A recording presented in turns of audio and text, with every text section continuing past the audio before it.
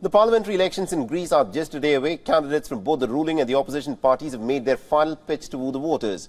Now, what remains to be seen is how things will, of course, unfold on the voting day.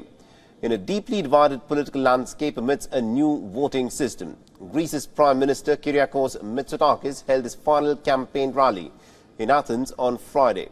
And thousands of supporters attended his rally where he asked them to vote for him so that the country keeps on moving forward.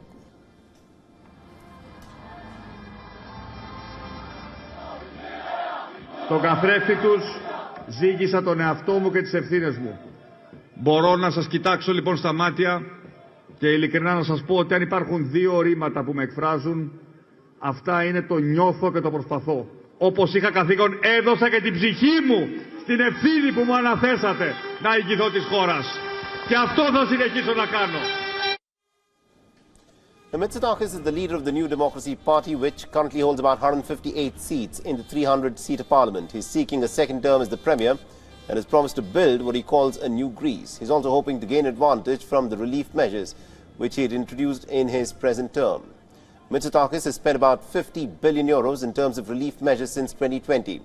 He's also hiked pensions and has raised the monthly minimum wages to try and cushion the cost of living crisis. But the rising costs still remains a point of concern in the country.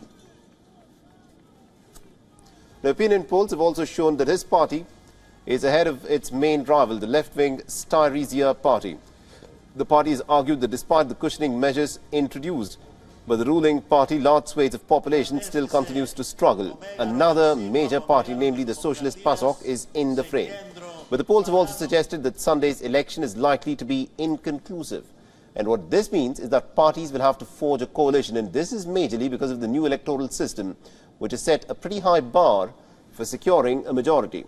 Nearly 10 million Greeks are eligible to exercise their franchise under the new system of proportional votes, and parties must secure at least about 3% of the votes to enter into the parliament for a 4-year term. And those who reach this threshold will share about 285 parliamentary seats based on their percentage share.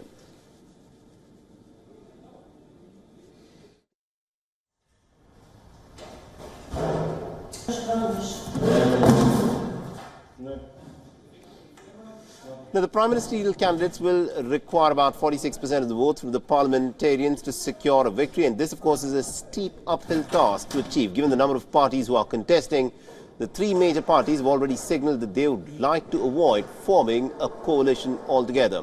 And this has made the parliamentary election this time round one of the most uncertain elections in Greece in many a decade.